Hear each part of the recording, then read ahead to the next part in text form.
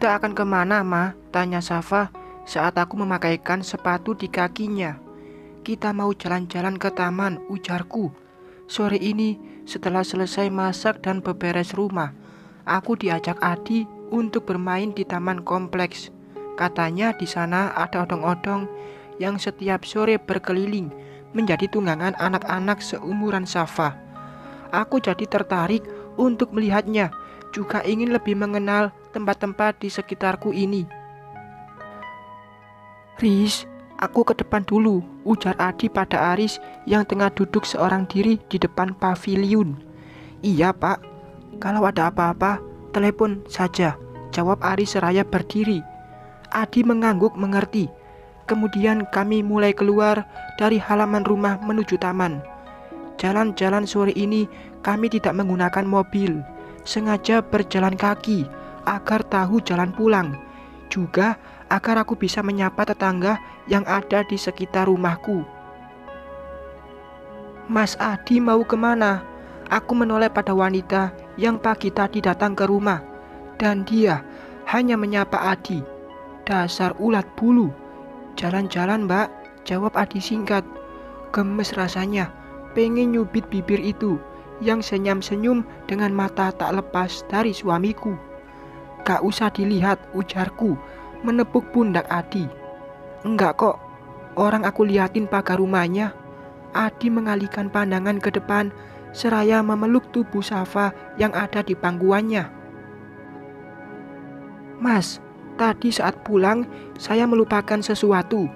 Aku berjingkat kaget saat tiba-tiba Maya menyalip langkahku yang berjalan di belakang kursi roda Adi. Dia mempercepat langkah, mengimbangi laju kursi roda yang diduduki Adi. Apa yang lupa Mbak? Tanyaku ketus. Itu loh Mbak, nampan bekas pisang goreng. Nanti saya ambil ke rumah ya, sekalian main, ujar Maya sangat percaya diri. Tidak usah diambil, nanti saya yang akan mengantarkannya ke rumah Mbak Maya. Tunggu saja di rumah, oke? Tidak usah repot-repot Mbak Alina, biar saya saja yang ambil sendiri. Aku mengerlingkan mata menanggapi ucapan wanita itu yang tetap kekeh dengan keinginannya. Keinginan untuk mendekati suamiku lebih tepatnya. Aku heran sendiri dengan tetanggaku itu. Dia orang kaya, tinggal di komplek mewah, tapi sikapnya murah. Di depan istrinya saja dia berani mencari perhatian suami orang. Apalagi kalau lepas dari jangkauan. Bahaya, bahaya. Beberapa saat berjalan, aku disapa dengan ramah oleh orang-orang yang kami lewati. Tidak jarang, kami harus berhenti sejenak untuk berjabat tangan, seraya menyebutkan nama. Saat kami berhenti, Maya juga ikut berhenti. Dan saat melanjutkan langkah, dia pun tidak ingin ketinggalan. Rasanya aku ingin menyandung kakinya hingga terjatuh mencium aspal. Tapi sepertinya itu terlalu kejam.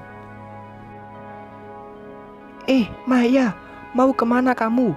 Teriak seorang wanita dari dalam warung. Merasa ada yang memanggil, Maya menghentikan langkah, lalu menghampiri wanita yang mungkin adalah temannya itu. Akhirnya aku bisa bernapas lega karena tidak ada lagi yang mengganggu perjalanan kami. Kamu tuh kalau punya temen yang warasan dikit lah. Masa yang gitu kamu jadiin kawan? Ujar Adi diakhiri kekehan. Aku langsung mencubit pundak Adi hingga suamiku itu mengadu. Itu penggemar kamu ya? Seneng punya fans berat. Mas Adi, nanti Maya ke rumah ya, ujarku menirukan logat bicara Maya yang mendayu. Suamiku langsung terbahak menertawakanku yang kesal pada wanita itu. Sepanjang perjalanan, mataku terus melihat ke kiri dan kanan untuk menghafal tempat-tempat yang ada di sekitar sini. Dan ternyata di sini tidak hanya ada rumah saja, ada juga sekolah taman kanak-kanak yang jaraknya tidak terlalu jauh dari rumahku. Tuh, ada sekolah. Nanti Safa sekolah di sini ya, ujar Adi pada putriku. Sekolah itu apa? Tanya Safa dengan polosnya. Sekolah itu tempat belajar. Nanti Safa akan belajar dengan teman-teman Safa di situ, menggambar, mewarnai, terus juga belajar bernyanyi. Aku hanya menyimak Adi yang sedang menjelaskan pada putriku itu. Mendengar kata nyanyi, tentu saja membuat Safa langsung tertarik untuk sekolah. Dia sampai meminta kami untuk mengantarkannya ke sekolah sekarang juga. Adi kembali menjelaskan, jika sekolah itu dimulainya pagi hari, bukan sore seperti sekarang ini. Sampai di taman, ternyata benar-benar ramai. Tidak hanya ada anak-anak, tapi juga ada para orang tua yang membawa putra-putrinya bermain di sini. Aku mendorong kursi roda Adi, lebih masuk lagi ke taman, lalu berhenti di bawah pohon besar. Sengaja memilih tempat duduk yang sepi agar Adi merasa nyaman. "Mama, mau naik itu." Safa menunjuk mobil odong-odong yang berjalan mengelilingi taman dengan diiringi lagu anak-anak. Aku langsung pamit pada Adi untuk menghampiri odong-odong yang kini sudah berhenti. Dengan semangatnya, Safa langsung naik dan duduk bersama anak-anak lain. Aku pun ikut naik karena khawatir jika membiarkan putriku seorang diri tanpa pendamping. "Saya baru lihat kamu di sini, orang baru?" tanya seorang wanita yang juga ikut naik bersama anaknya. "Betul, Bu. Baru kemarin kami pindah ke sini," jawabku ramah. Wanita itu mengulurkan tangan, seraya menyebutkan namanya. Aku pun melakukan hal yang sama pada dia dan juga beberapa ibu-ibu lainnya yang berada di kursi depan. "Tinggal sama siapa saja, Mbak Alina?" tanyanya lagi padaku.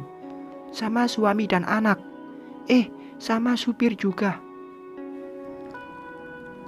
Hampir saja aku melupakan Aris yang juga tinggal bersama kami. Meskipun tidak tinggal satu atap, tapi supir pribadi Adi itu berada di lingkungan rumahku. Dan di sini dia termasuk tanggung jawab Adi. Mudah-mudahan betah tinggal di sini ya. Nanti anaknya disekolahin juga di sini. Anak saya juga mulai sekolah tahun ini. Aku mengangguk seraya tersenyum pada wanita bernama Diana itu. Mobil odong-odong mulai melaju pelan, diiringi musik yang membuat putriku ikut bernyanyi. Tidak hanya Safa yang senang, aku pun ikut bahagia karena bisa berkenalan dengan orang yang baru di sini. "Om, Papa!"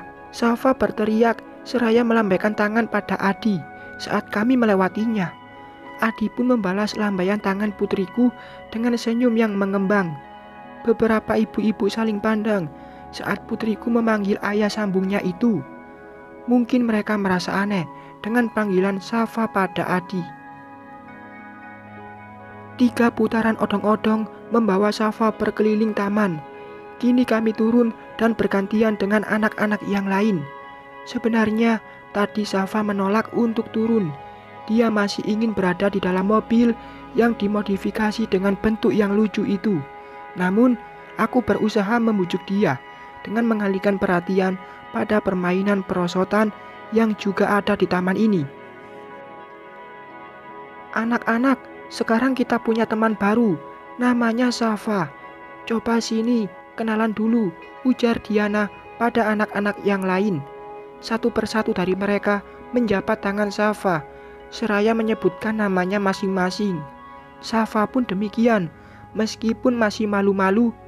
"Aninda," ucap anak dari Diana. "Safa," ujar putriku dengan senyum manis. Kemudian dia berpindah lagi pada tangan anak yang lain. "Namaku Sakila." Safa tersenyum seraya menjabat tangan anak seusianya itu. "Namaku Stella." "Namanya seperti penghalum." Ujarku, seraya buru-buru menutup bibir Safa dengan telapak tangan. Aku melirik ibu dari anak yang namanya Safa sebut seperti pengharum ruangan. Ada raut tidak suka dari wanita seumuranku itu. Dia juga langsung menarik tangan putrinya untuk menjauh dari Safa. "Maaf ya Bu." Safa memang ceplas-ceplos, tuturku dengan merendahkan diri. Bukannya menjawab maafku, Wanita itu langsung pergi seraya membawa putrinya. Aku semakin tidak enak hati dengan sikapnya, tapi tidak bisa menyalahkan putriku. Dia masih kecil. Apa yang dia lontarkan itu yang dia tahu dan pikiran. Tidak mungkin juga aku harus memarahi Safa di depan orang seperti ini. Duh, saya jadi tidak enak. Mbak Diana, sampaikan permohonan maaf saya pada ibunya Stella ya, ujarku meminta tolong. Sudah, tidak usah dipikirkan. Dia memang seperti itu orangnya, suka ikut-ikutan. Anak yang berantem, dia yang lawanin.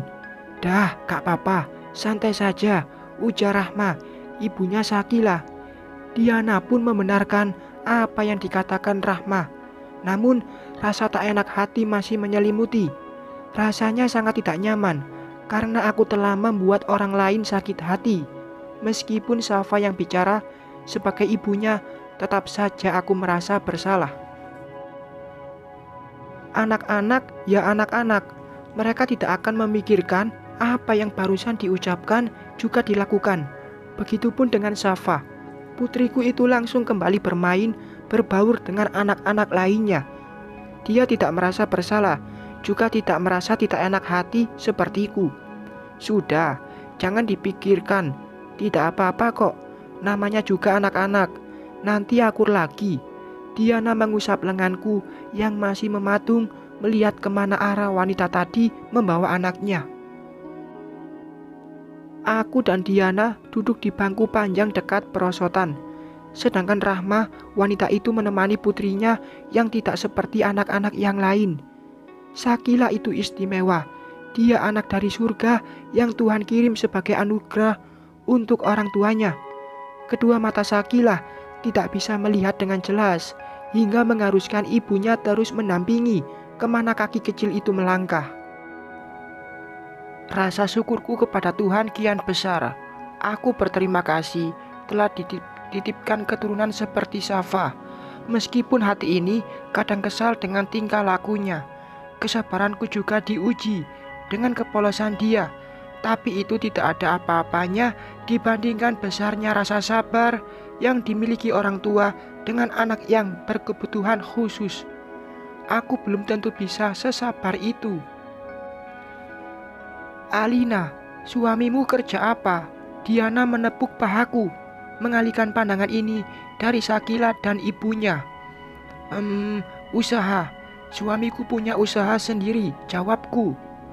Oh, berarti setiap hari pulang dong ya?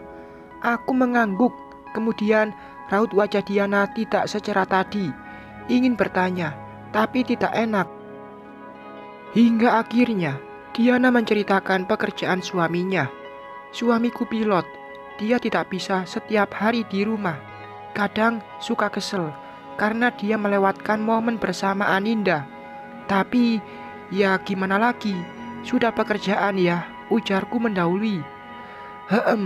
Jadi harus disabar-sabarin. Aku terkekeh mengikuti Diana yang tertawa. Jam sudah menunjukkan pukul 5 sore. Aku membujuk Safa untuk pulang. Lagi-lagi, anak itu enggan menyudahi permainannya. Dia masih ingin tetap bermain bersama teman-temannya. Namun, aku tidak bisa mengabulkan permintaannya. Barusan, Adi sudah mengirimkan pesan jika Papa Kun akan datang ke rumah. Mau tidak mau, kami harus pulang sekarang juga. Besok kesini lagi ya. Safa mau main lagi sama teman-teman, ujar putriku dengan wajah yang ditekuk. Iya, lain kali main lagi ke sini. Besok pagi-pagi, ucap Safa dengan mengentakkan kakinya ke tanah. Air matanya mulai menetes dengan wajah yang memerah. Saat sampai di depan Adi, Safa langsung menangis, meraung, seolah-olah telah kehilangan barang kesayangan. Adi langsung mengambil Safa, mendudukkannya di pangkuan, seraya mengusap kedua pipi anak itu yang sudah dibanjiri air mata. Masih mau main? Tanya Adi. Safa mengangguk tanpa berhenti menangis. Besok main lagi ya. Sekarang sudah sore, kita harus pulang. Di rumah ada kakek yang sedang menunggu Safa. Safa diam saja, Dia tidak merespon apapun, tetap menangis, seraya menenggelamkan wajah pada dada suamiku itu. Tidak tega rasanya melihat Safa yang nangis seperti itu. Tapi mau gimana lagi? Tidak mungkin aku memaksa untuk tetap di taman, sedangkan Adi pulang seorang diri. Apa yang dikatakan mertuaku nanti? Aku istri yang tidak becus. Ah, tidak. Itu adalah kata-kata mantan waktu dulu. Bersambung.